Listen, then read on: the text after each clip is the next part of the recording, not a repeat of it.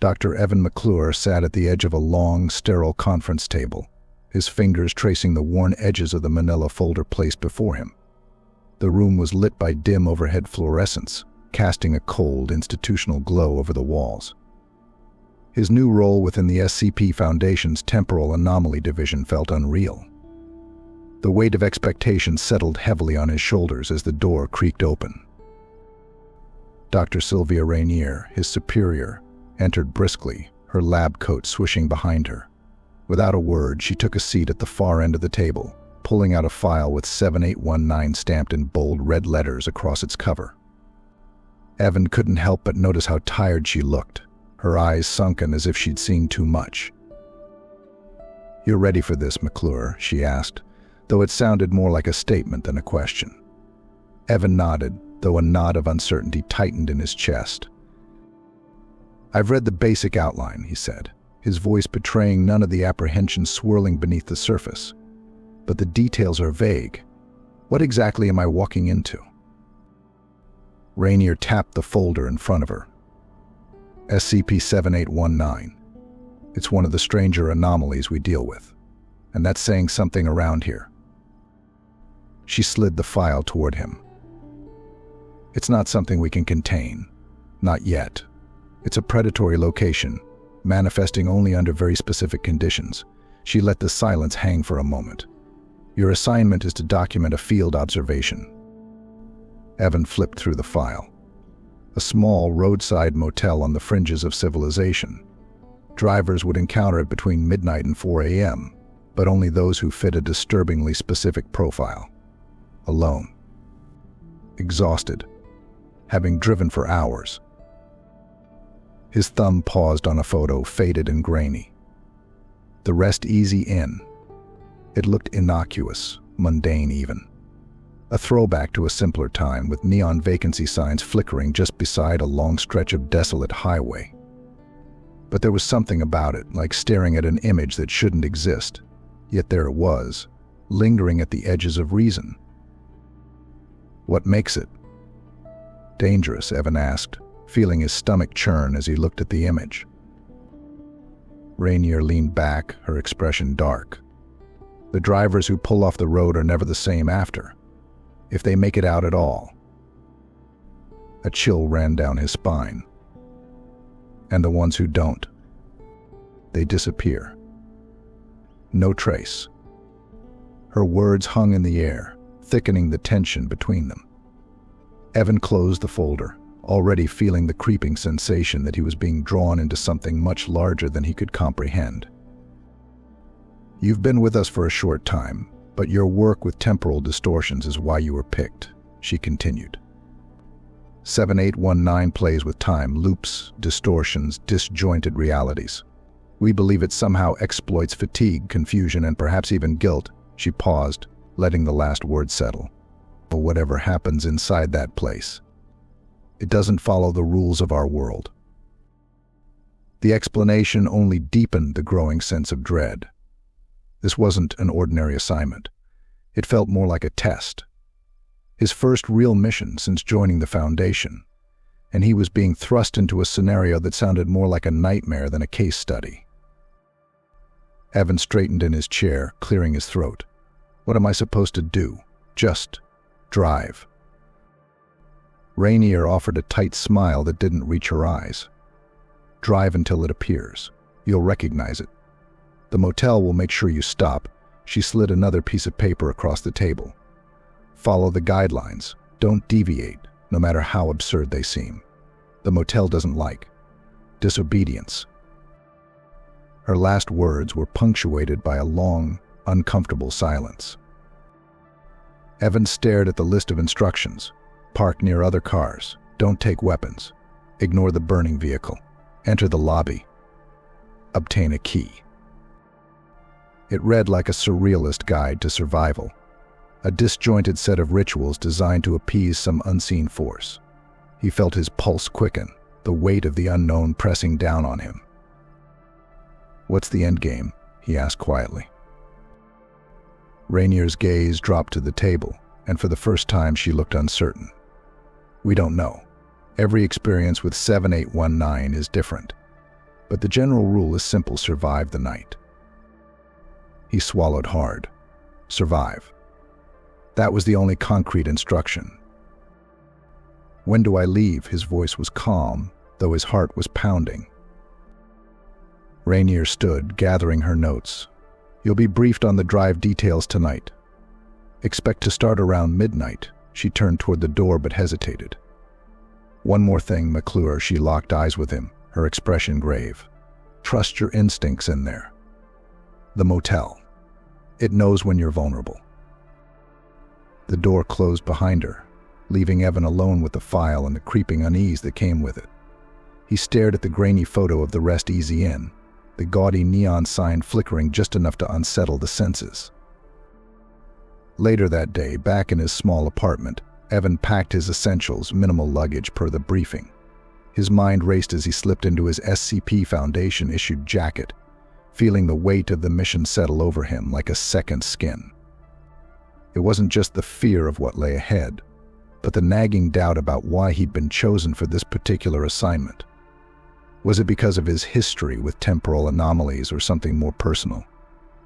He had his own ghosts, but had the Foundation known? Did the motel know? As the sun dipped below the horizon, painting the sky with dying streaks of orange, Evan stared at his reflection in the mirror. A flicker of movement caught his eye, a brief, disorienting blur, but when he looked again, there was nothing. Maybe it was just fatigue, or maybe something had already started. Time felt fluid tonight, and it had only just begun. By midnight, Evan's car was gliding down the empty highway. The world around him was shrouded in darkness, the road stretching ahead like an endless ribbon cutting through the void. He checked his watch, 3:10 a.m. He'd been driving for hours now, fatigue settling into his bones. Ahead, a flickering sign caught his eye. Rest-Eazy Inn. Vacancy. Evan's hands tightened on the steering wheel. It was time. The hum of the engine was the only sound keeping Dr. Evan McClure grounded as he drove through the vast, empty stretch of highway. His hands gripped the steering wheel just a little too tightly, his eyes flicking between the dark horizon and the clock on his dashboard. 2:47 a.m. He'd been driving for nearly 4 hours now, the minutes blending together in a monotonous blur of asphalt and flickering highway markers. It had started innocently enough.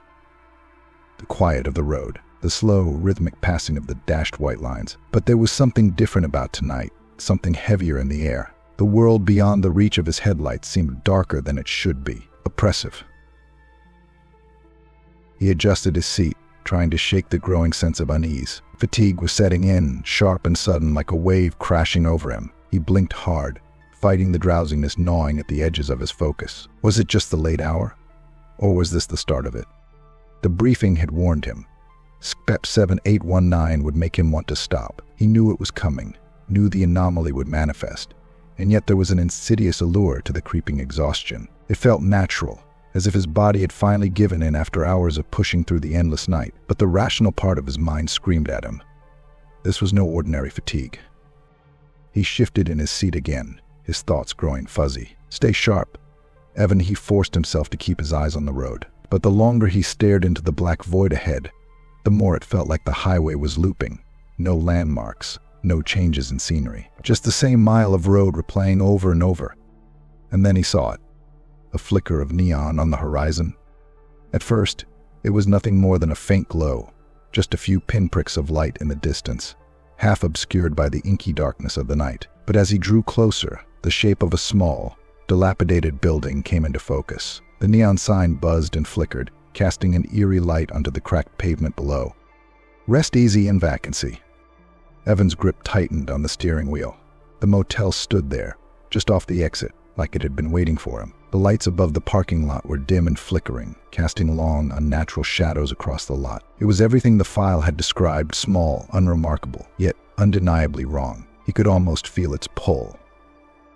His heart began to race, a dull thud echoing in his ears. This was it. Evan kept his foot on the accelerator, passing the exit without slowing down. He knew what would happen if he pulled in. He'd read the reports, had committed every word of the survival guide to memory. But as he sped past, a wave of exhaustion crashed into him, deeper and more consuming than before. His eyes fluttered, the edges of his vision blurring. No, no, no. He gripped the wheel harder, forcing his focus back on the road. His pulse pounded in his temples. Every instinct screamed at him to stop, to pull off and rest, but he knew better. The Rest-Eazy Inn was a trap.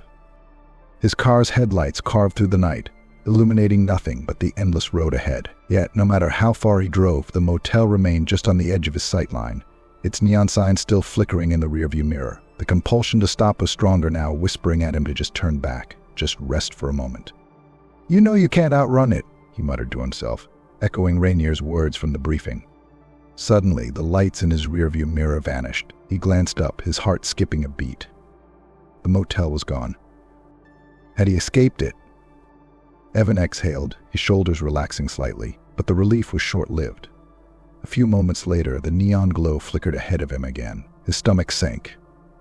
It was impossible. He had driven past it, he was sure of it. Yet here it was, somehow back in front of him, just as ominous as before. The loop, he realized, a sickening pit forming in his gut. SCP-7819 wasn't going to let him pass. He slowed the car instinctively, the weight of inevitability pressing down on him. His head ached, and the drowsiness was creeping deeper now, more insidious than before. It gnawed at him, twisting his perception of time and space. Every fiber of his being screamed for rest, for just a moment of sleep.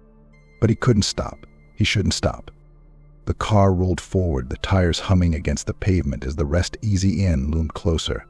Its decaying facade came dimly in his headlights. His eyes flicked to the entrance of the parking lot. There were no cars, just empty spaces shrouded in shadow. The parking lot stretched on endlessly, inviting him in, waiting for him.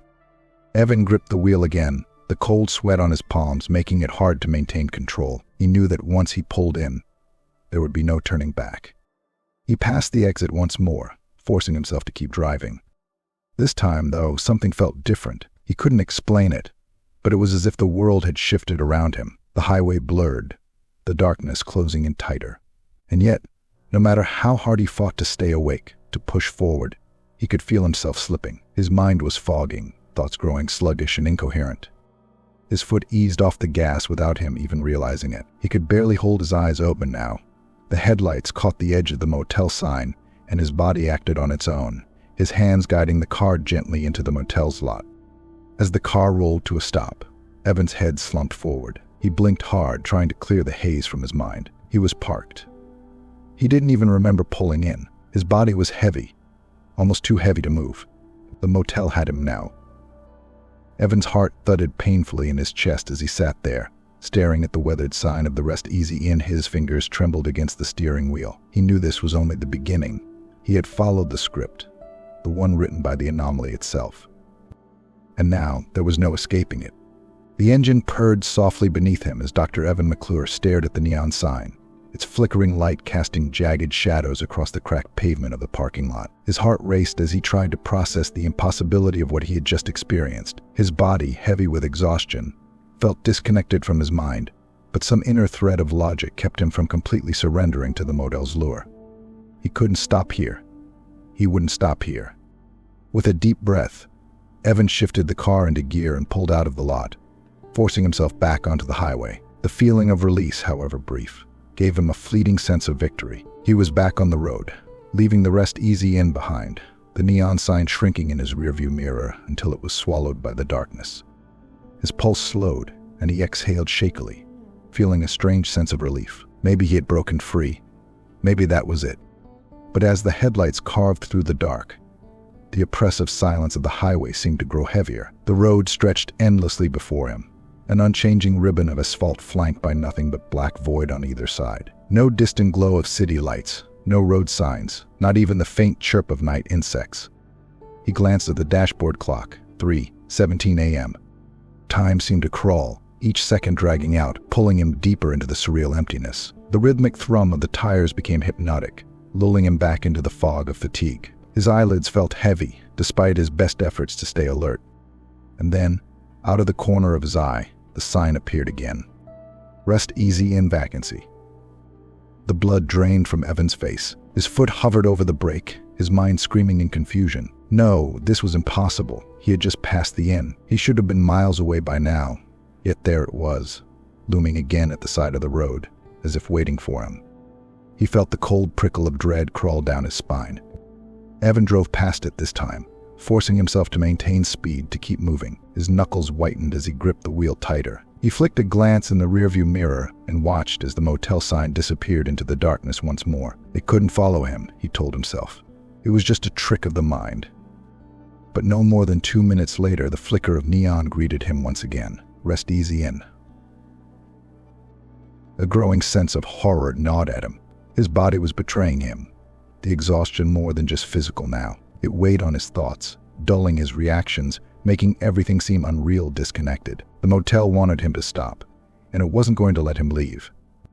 This time, as he passed it for the third time, he noticed subtle differences, changes that shouldn't have been there. The motel sign flickered erratically, the letters in Vacancy shifting, some replaced by symbols he couldn't decipher. The building itself looked older, more dilapidated, as though years had passed in the few minutes it had taken him to loop back. He felt like the world around him was bending, twisting under the weight of something unnatural. A warped roadside sign caught his eye. The familiar symbol for gas, food, and lodging had shifted, the icons malformed. What should have been a fork and knife was now a jagged, abstract tangle of lines, and the gas station symbol was little more than a shapeless blot. None of it made sense. His grip on the wheel faltered, fingers trembling. The whole scene felt like a poorly made facsimile of reality, details hastily put together, wrong in subtle ways. The signs, the highway, the distant trees, nothing behaved as it should. He pressed harder on the gas, speeding up, desperate to break free from this loop. But the feeling of escape was fleeting. Not even a mile down the road, the neon lights came into view again. Rest-Eazy Inn. Evan slammed his fist against the steering wheel in frustration. Damn it, he cursed aloud. He couldn't outrun it. Every attempt to leave brought him back to the same place, and each time, the motel seemed to grow more distorted, more aware of his defiance. It was playing with him, and he could feel it tightening its grip. Was it the highway warping him back? Or was it the motel itself? He didn't know. All he knew was that it had him, and there was no simple escape. The car seemed to slow of its own accord as he neared the exit once more, the dim glow of the sign beckoning him like a lighthouse in the distance. This time the pull was stronger, almost irresistible, and his muscles ached with the effort of staying awake. His vision swam, his mind a foggy mess of conflicting instincts.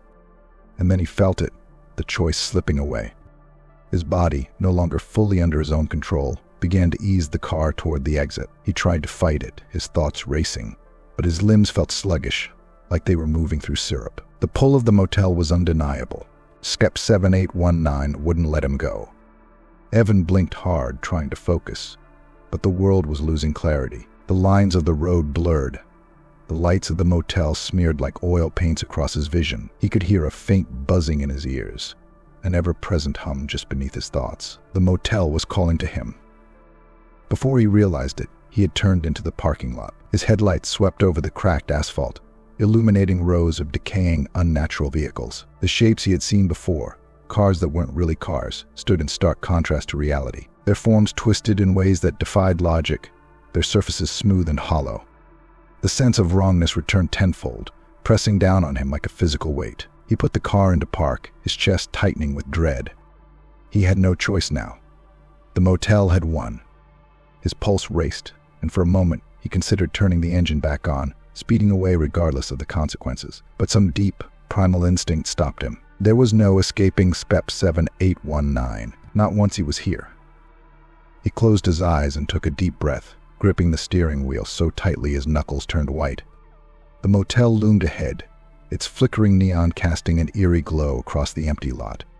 He reached for the door handle, his hand trembling. The air around him felt too still, too thick, as if the world itself was holding its breath. Every part of him screamed to stay in the car, to lock the doors and wait until dawn, but he knew better. The rules were clear.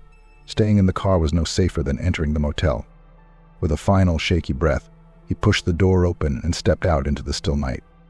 SCP-7819 had him now. Dr. Evan McClure stood frozen beside his car, the oppressive stillness of the Rest-Eazy Inn's parking lot closing in around him.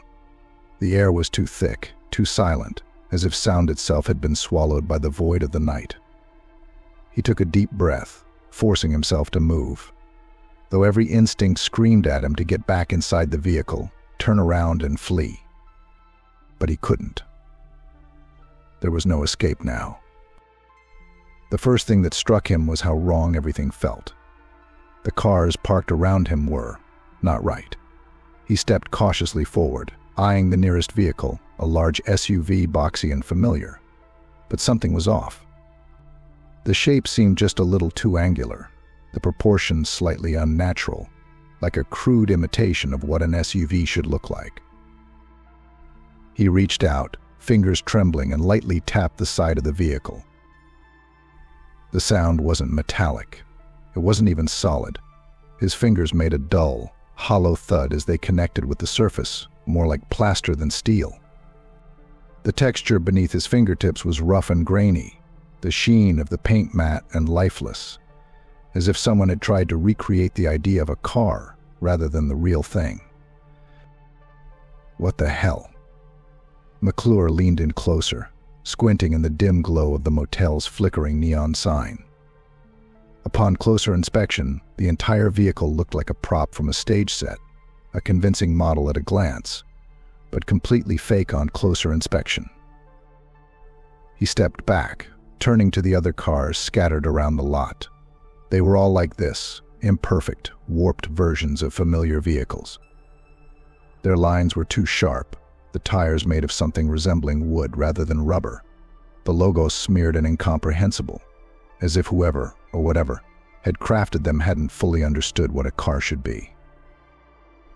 Evan's pulse quickened, the surreal nature of the scene gnawing at the edges of his mind. The briefing hadn't prepared him for this, not fully. The reports had mentioned inconsistencies in the parking lot, but seeing it firsthand was something else entirely.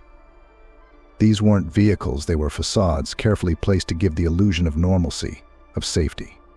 But there was nothing safe about this place. He moved between the rows of cars, each one more distorted than the last. One had wheels that didn't quite touch the ground. Another seemed to shimmer, as though its outline was constantly shifting, struggling to maintain form. But no matter where he looked, they all shared the same eerie trait. They were hollow. Completely, utterly hollow. Evan stepped toward a station wagon parked a few feet away, his gaze drawn to the interior. Something about it made his skin crawl. He hesitated for a moment, then leaned closer, peering through the window. Nothing. There was nothing inside. No seats, no dashboard, no steering wheel. Just an empty shell, as if someone had forgotten to finish it. The air around him grew colder, and with it, a sudden flicker of movement caught his attention. Across the lot, just beyond the motel's entrance, a car was burning. Evan's breath hitched. It was an old sedan, engulfed in flames, the fire licking hungrily at the car's body. But something was wrong. There was no smoke. No heat radiated from the blaze. The fire burned fiercely, yet the car remained eerily intact, as though the flames were nothing more than an illusion. It stood there, ablaze and motionless, defying every law of physics he knew. He took a step toward it, curiosity and fear battling for dominance in his mind. There was something mesmerizing about the fire, its dance slow and deliberate, like it had all the time in the world. It should have been blinding, scorching, but the longer he stared, the more detached the flames felt, as if they weren't really there at all. Ignore it. Don't look too long. The words from the survival guide whispered in his mind.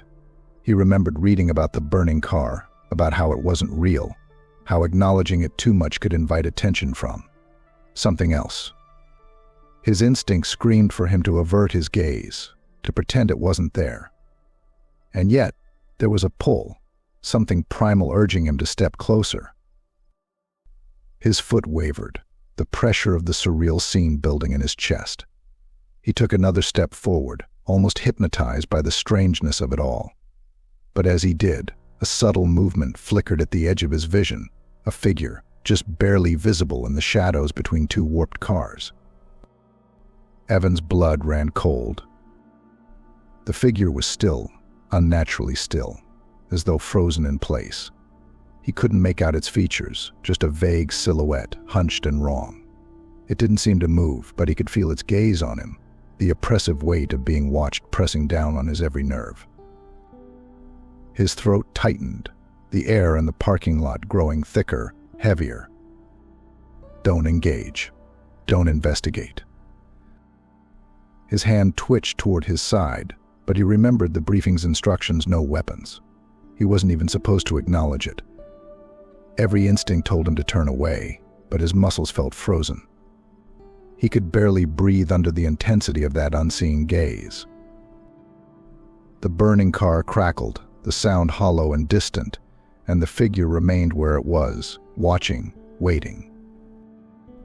A surge of adrenaline finally broke his paralysis. Evan forced himself to step back, his eyes tearing away from the figure, from the flames, from the whole twisted nightmare surrounding him. He needed to get inside, needed to follow the protocol before the motel's grip tightened even further. Without looking back, he hurried toward the motel entrance, his footsteps unnaturally loud in the dead silence of the parking lot. The cold air bit at his skin, each step sending chills down his spine, the weight of unseen eyes following him as he moved. He reached the motel's door, his breath coming in short, shallow gasps. His hand fumbled for the handle, desperate to leave the parking lot behind, desperate to escape the burning car and the hollow figures that loomed just out of sight. With one last glance over his shoulder, he saw the shadowy figure still standing between the cars, unmoving, but closer now. Much closer. He yanked the door open and stepped inside, the oppressive air of the parking lot falling away as the heavy door shut behind him. But even inside the motel, the stillness clung to him. SCP-7819 had more in store. Dr. Evan McClure stood just inside the doorway of the Rest-Eazy Inn, the cold air from the parking lot quickly replaced by a damp, musty warmth that seemed to cling to his skin. The door shut behind him with a soft click, sealing him inside. The oppressive stillness from outside didn't ease. It only deepened, pressing down on him like a heavy blanket, the silence in the lobby almost louder than sound itself. The light was dim, flickering occasionally from a bare bulb overhead. Dust clung to every surface, the faded floral wallpaper, the worn-out carpet beneath his feet, the cracked linoleum behind the front desk. The room felt frozen in time, as though it had been abandoned years ago, left to decay. It wasn't just the physical disrepair that unnerved him. It was the unnatural stillness, as if the building itself was waiting, holding its breath. He took a hesitant step forward, his eyes scanning the room. A single bell sat atop the front desk, tarnished and dull. The silence pressed in on him, growing thicker, and for a moment he thought he could hear his own heartbeat echoing in the room. Ring the bell. The instructions from the guide were clear. McClure moved toward the front desk, each footstep muted against the threadbare carpet. His hand hovered over the bell for a moment, hesitation gnawing at him. He knew what was supposed to happen, but the reality of being here, of performing this bizarre ritual in the heart of an anomalous space, was unsettling in a way he hadn't anticipated.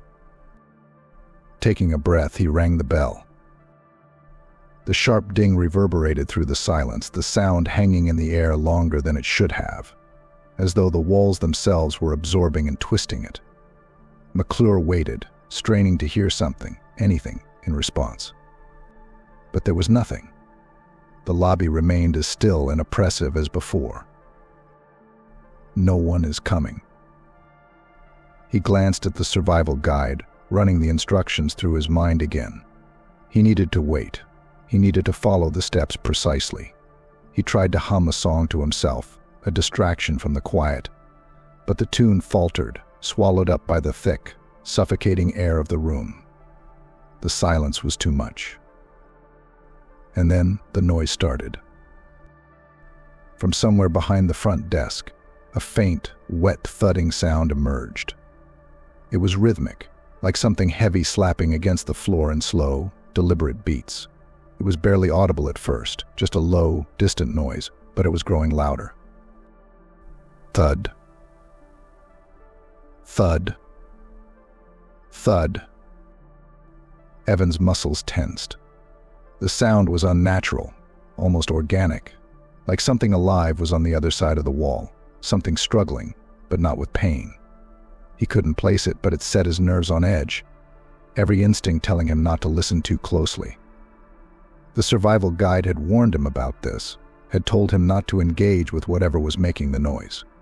He was supposed to wait, to perform the next step only when the sound grew louder. Thud. Thud. Thud. The rattling of a door joined the strange, wet sound, the door behind the front desk trembling, as though something was pressing against it from the other side. The knob shook, the door frame creaked, and McClure felt a cold sweat bead on his forehead. His rational mind fought to keep control, to remind him that this was an anomaly, that these sounds and sensations were part of SCP-7819's distorted reality. But that didn't stop the fear crawling up his spine. The sounds grew louder, more insistent. There was a rhythmic wet slap, followed by a sickly gurgling sound, as if someone or something was gasping for air on the other side of the door. His heart pounded in his chest, each beat thudding in his ears, matching the unsettling rhythm of the noise. He stepped forward, hesitantly approaching the counter. The door behind it shook more violently now, as if whatever was behind it was growing impatient. The sounds intensified, a low moan, guttural and broken, seeping through the cracks of the door. Now. Evan raised his fist and slammed it against the door. Once, twice, 3 times.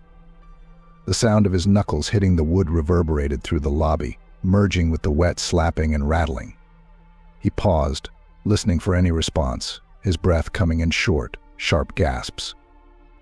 There was no change, no shift, no pause in the awful noise. Again, he slammed his fist against the door, harder this time. The survival guide had been clear: don't speak, don't engage. Just knock until they respond. He repeated the action, the force of each hit jarring his arm. Still no answer. The rattling intensified, the moaning growing more frantic. His throat tightened, the oppressive atmosphere pressing down on him like a weight. The air was thick with tension, as though the motel itself was watching, waiting to see if he would falter. Just as the noise reached a fever pitch, the rattling stopped. The room fell into an abrupt, suffocating silence. McClure froze, his hand hovering just inches from the door. For several long seconds he stood there, every muscle in his body tense, listening, waiting for something, anything, to happen. And then from beneath the door, a key slid into view, pushed through by an unseen hand. Evan stared at it, his pulse thudding in his ears. The key lay there on the dirty linoleum, innocuous in its appearance. It was old, tarnished, attached small, faded keychain with a number etched into it, room 23. Say thank you. Take the key. Don't look back. He knelt down, his hand trembling as he reached for the key. His fingers brushed the cold metal, and for a split second he hesitated. The air behind the door felt charged, as though something was waiting just beyond the wood, watching him, listening. The moaning, the wet slapping, it had stopped. He swallowed hard and quickly snatched the key, standing up and stepping away from the door as fast as he could without breaking into a full panic. He could feel his heart pounding against his ribs, every instinct screaming at him to get as far away from that door as possible. "Thank you," he whispered, barely audible, his voice shaky in the stillness. Without waiting another second, Evan turned and walked back across the lobby.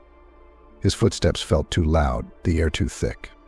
He could sense something watching him, the weight of unseen eyes pressing against his back.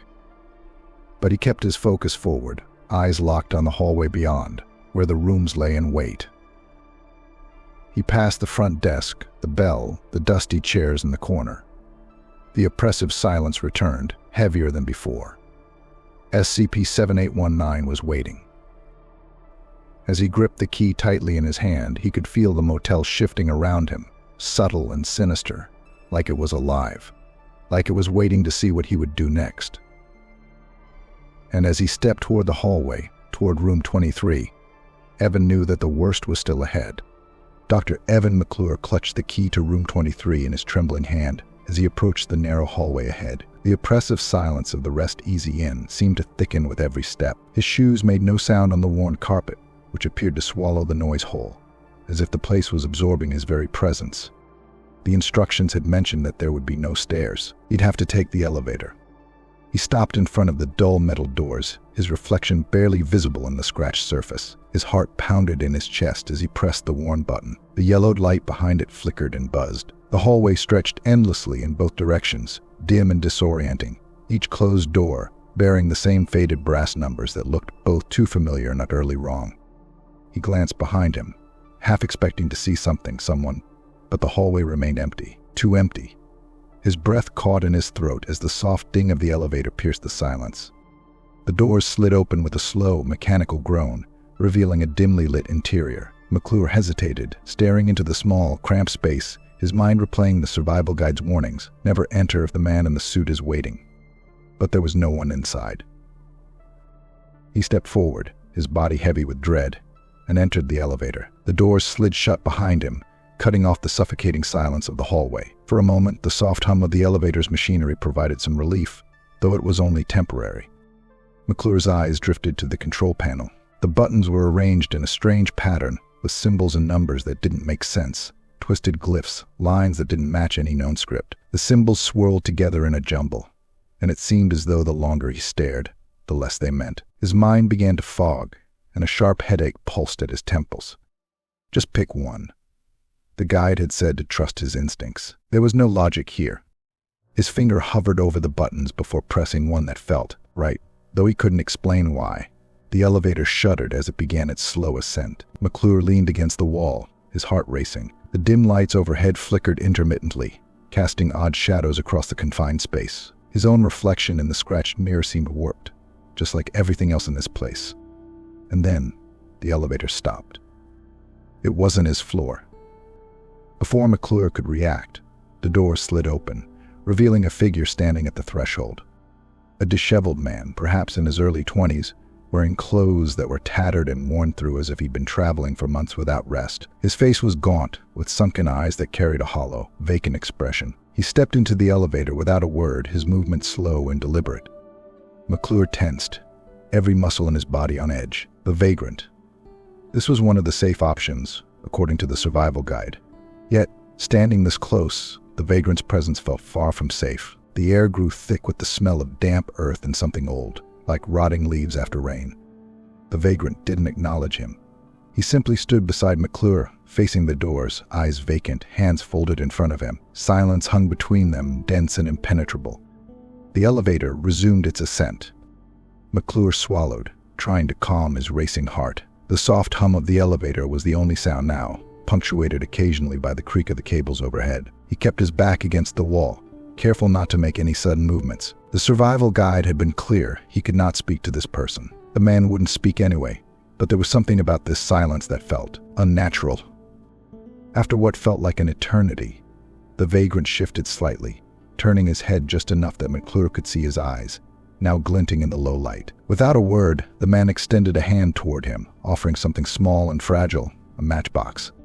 McClure hesitated, unsure whether to accept it. The survival guide hadn't specified what the trinket meant, only that the vagrant might offer something. What was the significance of this? But he couldn't refuse. Slowly, McClure reached out and took the matchbox from the vagrant's hand, feeling its rough, weathered texture in his palm. It was old, the paper yellowed with age and damp in places. He glanced down at it, expecting to see something inside. Carefully, he slid the matchbox open.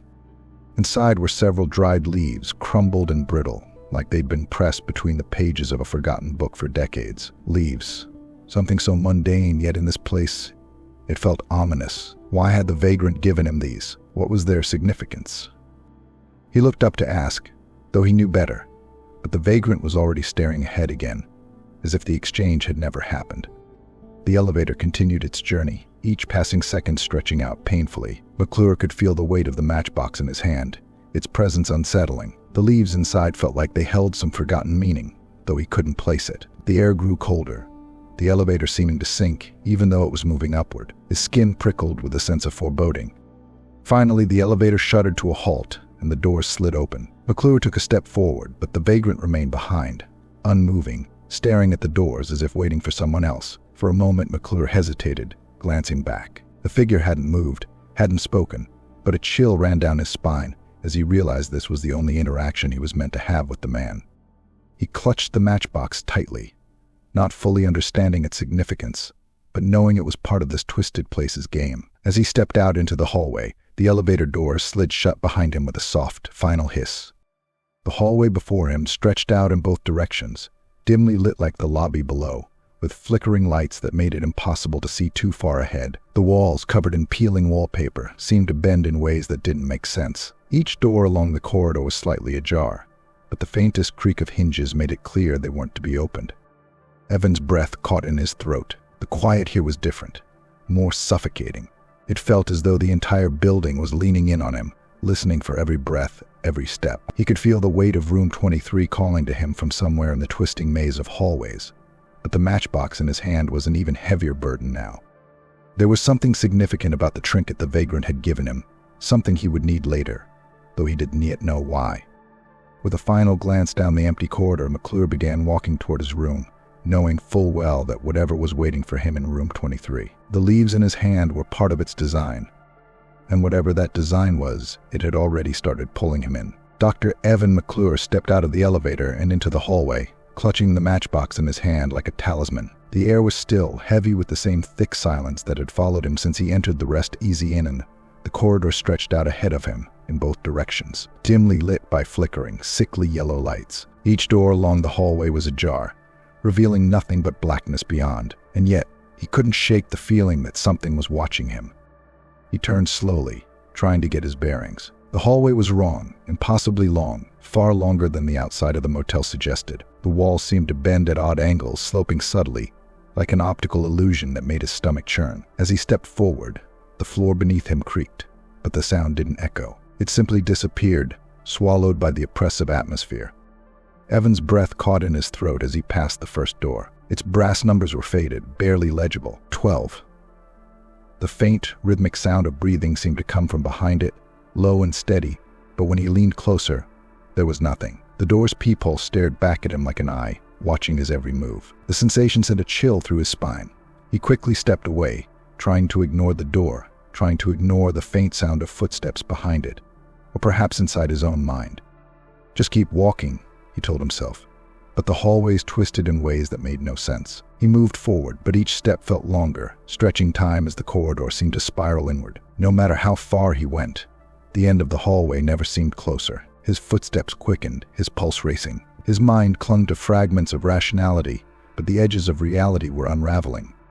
SCP-7819 was playing with him.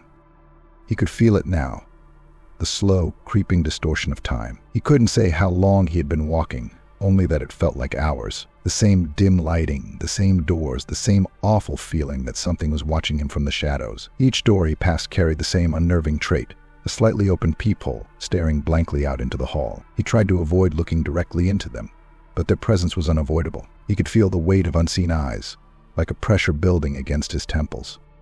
He stopped in front of one door, room 19. The brass numbers were nearly worn away, but the peephole was wide and bright, as if inviting him to take a look. He hesitated, his hand trembling slightly as he reached toward the door. His instinct screamed at him not to, but the pull of curiosity was too strong. Slowly, carefully, he leaned in, peering through the small glass window. At first, there was nothing, just darkness. But then, a faint flicker, movement, like something shifting in the shadows. He squinted, trying to make out what it was. A face appeared, pale, expressionless. The eyes were too wide, too vacant, staring back at him with a cold, emotionless gaze. McClure jerked back, his heart pounding. The door creaked slightly, as if it had sensed his retreat, and the sound of slow, deliberate breathing resumed from behind it. His mind reeled, trying to make sense of what he had just seen. It wasn't real, he told himself. It couldn't be real. But the hallway twisted again, bending in ways that defied logic. The air grew colder, the lights flickered more violently, casting strange shadows on the walls. His sense of direction was gone, completely lost in the impossible geometry of the place. It felt like he had been walking in circles, passing the same doors over and over, though he knew that wasn't possible. Or was it? His breath quickened as he glanced back over his shoulder. The hallway behind him stretched endlessly, the elevator far out of sight now, swallowed by the labyrinth. The people seemed to follow him, their dark voids staring, waiting. He gripped the matchbox tighter, as if it could offer him some protection, but the dried leaves inside rustled softly, reminding him how fragile his grip on reality had become. The walls around him seemed to pulse, ever so slightly. The angles of the corridor shifted subtly, as though the space itself was alive, constantly reshaping. A dull headache throbbed at the base of his skull, and his vision blurred at the edges. He wasn't sure if it was the dim light, or if the hallway was physically changing, but everything felt off, wrong. McClure stopped, closing his eyes for a moment. He had to stay grounded, had to focus. His mind was slipping, and he couldn't afford to lose himself now. He was here for a reason. Room 23. He needed to find it. But where was it? He glanced at the nearest door, room 31. The numbers were inverted. The distortion of time and space was worse than he thought. He pressed on, moving faster now, each step filled with mounting dread. The hallway bent sharply ahead, then forked into 3 directions, none of which made sense given the motel's layout. He hesitated, the oppressive weight of the space around him making it difficult to think. He chose a direction at random, walking down the corridor with the least amount of flickering lights. The hallway stretched out again, impossibly long. His footsteps seemed to echo now, though he knew they hadn't before. Time was slipping away. Was it night still? Dawn? He couldn't tell. The doors grew stranger as he continued. Some had missing numbers, others had no handles. One door had been lifted several feet off the ground, mounted halfway up the wall like a bizarre architectural mistake. Another door stood slightly ajar, revealing nothing but a brick wall behind it. Nothing in this place made sense. As McClure passed another doorway, a soft voice whispered from behind the door. He stopped in his tracks, his blood turning cold. The whispering was faint, unintelligible, but it had a desperate, pleading tone. Against his better judgment, he inched closer to the door. His hand hovered near the handle, and he caught his reflection in the door's warped glass window. The whispering stopped. He stepped back quickly, heart pounding in his chest. The silence returned, even more oppressive than before. McClure quickened his pace. The matchbox felt heavier now, as though it carried some significance he couldn't yet comprehend. His fingers tightened around it as he moved down the endless hallway. Room 23 had to be here. He wasn't even sure how long he had been walking, but the sense of being hunted, watched, never left him. Finally, after what felt like an eternity, he stopped. There it was, room 23. The door looked no different from the others. Its brass number was worn. The handle rusted, but it was unmistakable. He had arrived. McClure stood frozen in front of the door, his breath shallow, the oppressive atmosphere of the hallway closing in on him. Something waited on the other side, something far worse than the strange geometry of the motel. The distorted reality had led him here, step by step. He reached for the door handle, his hand shaking slightly. The matchbox in his other hand rustled again, the dried leaves whispering their forgotten secrets. He knew he couldn't turn back now. The door creaked open. Dr. Evan McClure hesitated at the door to room 23, the cold metal handle slick with sweat from his trembling hand. The door creaked open slowly, revealing a dimly lit room that exhaled a stale, musty odor, as though no one had set foot inside for decades. He swallowed his unease and stepped inside, pulling the door shut behind him with a soft click. The first thing that struck him was the disjointedness of the space. The room was bizarre, a haphazard collection of furniture and decor that didn't belong together. A faded floral bedspread covered the twin bed against the far wall, while a garish green armchair sat awkwardly in the corner, mismatched and wrong. A single bedside lamp cast a weak, sickly glow over the room, barely illuminating the walls, which were covered in peeling wallpaper, strange patterns that seemed to shift in the corner of his eye. McClure exhaled slowly, trying to calm his racing heart. The air was heavy with that same suffocating silence, pressing in from all sides. He scanned the space cautiously, taking in every detail, aware of how wrong this room felt, how it seemed to be a reflection of the motel's distorted reality. SCP-7819 was playing its tricks again. His eyes fell on the adjoining door. The guide had been clear barricade the adjoining door. The door was nondescript, slightly cracked, as if it had been opened and hastily closed 100 times before. He approached it cautiously, placing his ear against the wood. There was nothing, no movement, no sound, but the silence unnerved him even more. Without wasting time, McClure shoved the green armchair against the door. The wooden legs groaned as they scraped against the floor, but the chair held firm, pressed tight against the door's frame. He glanced around the room, his gaze falling on an old dresser, warped and leaning slightly to one side. With some effort, he dragged it over, wedging it tightly behind the chair to reinforce the barricade. He stepped back, surveying his work. It would have to do. But even with the barricade in place, the room felt no safer. In fact, it felt smaller now, more oppressive, like the walls had drawn in closer.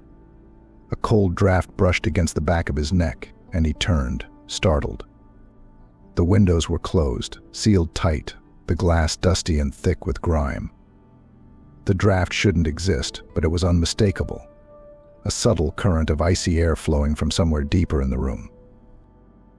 McClure rubbed his arms, the cold seeping into his skin. His exhaustion was overwhelming now, a weight pressing down on him, tugging at his eyelids. He could barely keep his focus, the events of the night stretching on endlessly in his mind. His eyes flicked toward the bed. It was small, tucked awkwardly against the far wall, its thin mattress sagging in the middle. He knew he had to rest, he was exhausted, mentally and physically. But something about the bed unsettled him, as though it were waiting for him to lie down. He pushed the thought away. Sleep, he told himself. You need to sleep. The moment he sank into the bed, the musty sheets clinging to him, exhaustion washed over him in a heavy wave. His body ached, his limbs feeling as though they were filled with lead. Despite everything, the anomalies, the twisted reality of SCP-7819, he felt his mind beginning to drift toward unconsciousness. The tension in his body eased, his breaths growing slower. But just as sleep began to take him, a faint sound tugged him back to consciousness. Tap, tap, tap, tap. His eyes flew open, his pulse quickening. He lay perfectly still, listening. The sound was soft, almost imperceptible, but it was there, coming from beneath the bed. Tap, tap. McClure sat up, his heart racing. He stared down at the floor, where the shadows beneath the bed seemed darker, deeper than they should have been. A cold sweat formed on his brow as he strained to listen, his mind racing through the possibilities. The guide hadn't mentioned anything about noises from beneath the bed. He knew SCP-7819 thrived on fear, on uncertainty, but this felt different. The tap wasn't random, it was measured, deliberate. He swung his legs over the side of the bed, feet resting on the cold floor, and leaned forward slightly, peering into the shadowed space beneath the bed. His breath caught in his throat. At first he saw nothing, just darkness. But then, a slight movement. A shadow shifting ever so slightly. McClure's pulse spiked, and he quickly pulled back, his mind racing. Something was under there. Something was watching him, waiting. The cold draft brushed against his neck again, more insistent this time. He could feel the air seeping from beneath the bed, carrying with it a damp, earthy smell, like wet soil. He stood backing away from the bed, his breath shallow and rapid. His eyes never left the dark space beneath the bed, the shadows shifting subtly in the dim light of the room. Don't engage, he reminded himself. Don't acknowledge it. But how could he ignore it? The presence beneath the bed was palpable now, a creeping awareness that made the hair on the back of his neck stand on end. The room had grown colder, the draft intensifying. He could almost hear a faint, raspy breathing beneath the bed, as though whatever was there was biding its time, waiting for him to make the wrong move. He backed up further, his legs brushing against the dresser he had shoved against the adjoining door. The matchbox in his hand felt heavier than ever, the dried leaves inside rustling faintly, as if responding to the tension in the room. The shadows beneath the bed shifted again, more pronounced this time. His mind screamed at him to flee, to run from the room, but the oppressive weight of SCP-7819 held him in place. He knew that leaving wasn't an option, not yet. He had to follow the guide. He had to survive the night. Slowly, he turned away from the bed, forcing himself to focus on the rest of the room. The guide had said nothing about confronting whatever was under the bed. It was just another trick of SCP-7819, designed to break him. The plywood bathroom door creaked slightly, as if stirred by the same draft. He moved toward it, trying to distract himself, but the sight inside was worse than he expected. The bathroom was a mockery of function. Nothing worked. The toilet was fake, made of thin plywood, as was the sink, which had no plumbing. The showerhead was simply bolted into the wall, as though someone had tried to replicate a real bathroom from memory, but had never seen one up close. It wasn't real. None of it was real. He turned back toward the bed, his resolve wavering. The shadows beneath it were still, but that eerie quiet had returned. He could almost feel the presence beneath the bed retreating, as if it knew he wasn't going to engage with it. But just as he thought the tension had broken, the cold draft returned, harsher this time, accompanied by a low, whispering sound. McClure's breath hitched. The sound was faint, indistinct, but it chilled him to his core. He couldn't make out the words, but it felt like a warning, or a threat. He moved back toward the bed, unsure of what to do next. The matchbox in his hand seemed to vibrate slightly, as if whatever lay inside was responding to the whispering, to the growing cold. Survive the night. That was all he had to do. He climbed back into the bed, pulling the thin, musty blankets over himself. The whispers continued, low and persistent, but he forced his eyes shut. He couldn't afford to lose focus, couldn't let SCP-7819 win. As exhaustion finally pulled him under, the last thing he felt was the cold draft curling around his feet, like a hand brushing against his skin. The room had more secrets to reveal, but for now he had to sleep. Dr. Evan McClure woke with a start, his body submerged in warm, stifling water. The last thing he remembered was the cold draft from the room, the faint whispers trailing into sleep, but now, here he was, in a place entirely different from the claustrophobic confines of room 23. His vision swam as he blinked, struggling to make sense of his surroundings. The flickering lights overhead, the faint echo of dripping water, it all seemed distant, muffled by the oppressive stillness of the space. Slowly, McClure realized he was no longer in his bed. He was sitting in a pool, or more precisely, a hot tub, the tiles slick beneath his fingertips as he gripped the edge for balance. He was in the motel's pool area. The ceiling loomed high above, covered in peeling plaster, and the sound of dripping water echoed softly from somewhere out of sight. The air smelled damp and faintly of chlorine, though there was something off about it, as though the smell had been distorted, much like the rest of the motel. McClure took a deep breath, feeling the stifling warmth of the water seep into his skin. The eerie quiet of the room pressed against his thoughts, making everything feel slow and dreamlike. The pool area was dimly lit, the few flickering lights casting long, wavering reflections across the water. At first glance it appeared normal, an old, run-down motel pool. But as McClure's eyes adjusted, the unnatural stillness became more apparent. The water in the pool itself wasn't right. Its surface was unnaturally smooth, as though covered by a thick, invisible membrane. The water didn't ripple or move, despite the occasional drip from the ceiling. It looked like glass, a solid surface that should have been impossible for any liquid to maintain. McClure stared at it, transfixed by its impenetrability, the way it seemed to trap everything beneath it. Shapes moved beneath the surface. They were faint at first, just a few dark shadows, drifting slowly in the depths of the pool.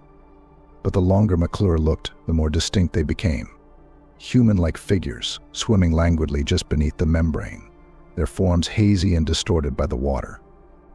They moved in slow, deliberate motions, as though they were aware of him, but trapped on the other side of the unnatural barrier. His pulse quickened, and McClure tore his gaze away, fighting the urge to keep watching. Ignore them. Don't engage. The survival guide's instructions echoed in his mind, a lifeline in the growing tension of the space. But the shadows continued to move, occasionally pressing against the underside of the membrane, their forms shifting unnaturally close to the surface. McClure shuddered, resisting the pull of their slow, haunting motions. Instead, he focused on the hot tub he was sitting in. The water here was warm but felt wrong. The warmth clung to his skin, but the longer he stayed in the tub, the colder it seemed to grow, as though the heat was slowly being drained from him. He glanced at the nearby table, where a small old radio sat, crackling faintly with static. A familiar song played, its tune warped and distant, as if it were coming from another time, another place. His eyes drifted across the tiled floor, and then he saw an object lying at the bottom of the hot tub. Small, nondescript, yet it held a strange pull. He leaned forward, squinting through the increasingly murky water. It was hard to make out at first, but as the light shifted, the object gleamed faintly, a flash of silver. "You need to retrieve it," the guide had said. McClure hesitated, his hands hovering over the surface of the water. Was it worth it? He had no idea what significance the object held, only that it was part of this nightmarish journey. Taking a deep breath, McClure submerged himself fully. The water, which had once felt warm, now bit into his skin with an icy chill as he pushed deeper, his fingers brushing the cold tiles beneath him. The object, though small, glinted faintly in the low light, drawing him closer. His breath caught as his fingers closed around it, a small, tarnished locket. As soon as he touched it, something deep inside him shifted. A memory surged to the surface, one he had buried long ago. The weight of it crushed him in the same way the cold water did, pressing against his chest. 40 years ago. McClure stood at the edge of another pool, much like this one, but cleaner, brighter. His sister, younger by a few years, stood by his side, laughing as she tossed a small silver locket into the water, daring him to retrieve it. It had been a game, a simple dare, one he had eagerly accepted. But the memory wasn't happy. It was tinged with a deep, unbearable guilt. That summer afternoon had ended in tragedy. His sister had gone in after him, and somewhere in the chaos of splashing and laughing, he had lost track of her. By the time he pulled her from the water, it was too late. He had never forgiven himself. Back in the present, McClure's fingers tightened around the locket. His breath came in shallow gasps as he surfaced from the water, the cold biting into his lungs. The weight of the memory was unbearable, and for a moment he couldn't breathe, couldn't think beyond the locket in his hand and the icy grip of the past. Why had it appeared here? Why now? He stumbled out of the hot tub, clutching the small trinket in his hand. His pulse raced as he glanced at the pool again. The figures beneath the water had gathered, their dark forms swirling slowly beneath the membrane, as though they were watching him, waiting. The air in the room grew colder, and the shadows pressed closer to the surface of the water, their faceless forms becoming clearer. McClure's hand trembled as he stared at the locket. It wasn't just a memory, it was her locket. the same one he had lost so many years ago. How had it ended up here, in this cursed place?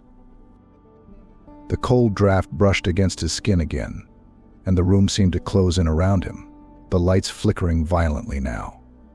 The sound of the dripping water grew louder, more insistent, and the static from the radio crackled in time with his racing heart. McClure turned away from the pool, his mind swirling with the weight of the past and the impossible reality of the present. His breath came in shallow gasps as he stumbled toward the door, the locket still clenched tightly in his fist. Whatever SCP-7819 was, it wasn't just a physical anomaly. It was playing with him, dredging up memories and emotions he had buried long ago, twisting them into something far darker. He had to get out. But even as he reached for the door to escape the pool area, the faint sound of soft, rhythmic tapping began again. This time it came from the pool. McClure glanced back, dread coiling in his chest. The shadows beneath the water had stilled, but one of them had pressed its hand against the surface of the membrane, palm outstretched, as though waiting for him to reach back. The tapping continued. He turned and fled into the hallway, his breath ragged, the locket cold against his palm. But the memory, and the figures in the water, stayed with him. And they weren't done with him yet. Dr. Evan McClure awoke to the soft warmth of daylight streaming through the dirty windows of room 23. For a brief, blissful moment, he felt a flicker of disbelief. The oppressive night had passed, he had survived. He blinked against the morning light, feeling the chill in his bones begin to dissipate. Everything felt different. But as his mind cleared, the weight of the previous night pressed down on him. The memories of the pool, the locket, the shadows beneath the water. He sat up slowly, feeling the stiffness in his limbs, the exhaustion still clinging to him like a second skin. His fingers instinctively clenched around the small, cold locket in his palm. The room around him was illuminated by soft, natural light. The once menacing shadows were gone, replaced by a surreal, almost mundane atmosphere. The mismatched furniture still looked out of place, but the oppressive atmosphere had lifted. Even the adjoining door he had barricaded with the armchair seemed less threatening, though he didn't dare move the blockade. SCP-7819, whatever it was, had let him live. He moved cautiously around the room, checking for signs of the previous night's horrors. The bathroom was still a plywood mockery of reality, but it no longer held the strange, dreamlike menace it had before. It was just sad in a way, like a set piece left behind by someone who didn't quite understand how things should work. McClure knew it wasn't over, not completely, but for now he had a job to finish. He had to follow the final part of the survival guide. Check out.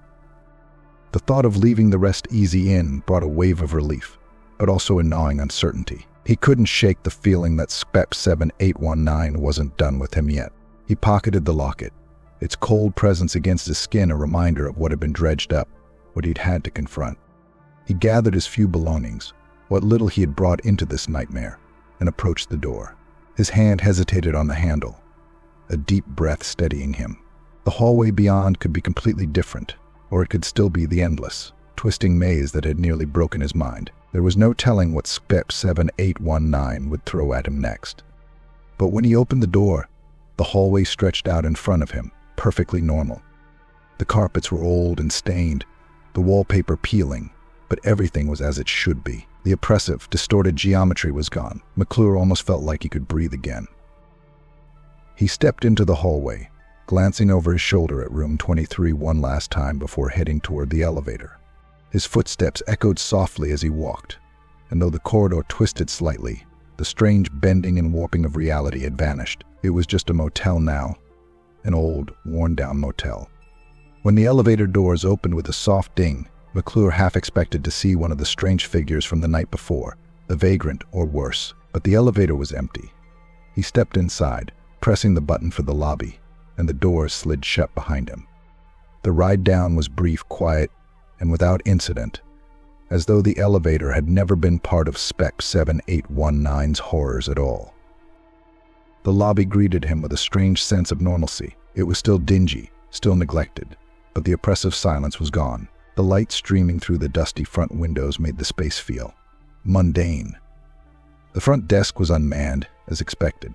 But McClure remembered what the guide had said. He approached the desk, placing the key to room 23 on the counter with a quiet finality. No one was there to greet him, no unseen presence lurking just out of sight. He stood there for a moment, expecting something, anything, to happen, but the lobby remained still, undisturbed. With a deep breath, McClure turned and walked out the front doors of the Rest-Eazy Inn. Outside, the world had shifted again. The motel parking lot, which had been filled with warped, hollow cars the night before, was now almost empty. The sky was clear, the morning sun casting long shadows across the cracked pavement. The motel, in the daylight, looked old and unremarkable. The neon vacancy sign still flickered weakly, but it felt less ominous now, like a relic of a forgotten past. McClure made his way to his car, parked exactly where he had left it. The burning vehicle he had ignored the night before was gone, as were the strange figures lurking in the shadows. It was as though the motel had reset itself, erasing the terrors of the night. But even as he climbed into his car, McClure couldn't shake the feeling that something had changed. The locket in his pocket was a tangible reminder that SCP-7819 wasn't just a place. It was something far more insidious. It had reached into his past, pulled out his deepest guilt, and forced him to relive it. Whatever SCP-7819 was, it wasn't done with him. He wasn't sure it ever would be. As he pulled out of the parking lot and back onto the highway, the sun climbing higher into the sky, McClure felt a strange mixture of relief and unease. The motel had let him go, but the experience had left its mark. He wasn't sure if SCP-7819 had let him escape, or if it had simply allowed him to leave, knowing he would carry its weight with him for the rest of his life. The road stretched out before him, long and empty, the familiar hum of his car engine filling the silence. For a brief moment, McClure felt like he was truly free, but as he glanced in his rearview mirror, the Rest-Eazy Inn remained on the horizon, flickering faintly in the distance, as if it was still watching him. Was it always there? The motel grew smaller in the mirror, but the knot in McClure's stomach tightened. He didn't know if he had truly escaped, or if SCP-7819 had simply allowed him to leave so it could lure him back again. The rules of its existence were too unclear, its motives too alien. He drove for miles, the miles turning into hours, the road unraveling endlessly before him. The locket felt heavier in his pocket, a cold weight pressing against his thigh. The memories it stirred refused to settle, lingering like a faint echo, as though SCP-7819 had embedded itself in his very mind, leaving a scar that would never heal. McClure's hands tightened on the wheel as the empty road stretched ahead. He kept driving, the feeling of being watched never fully leaving him. Somewhere in the distance, he swore he could hear the faint hum of neon flickering, calling him back.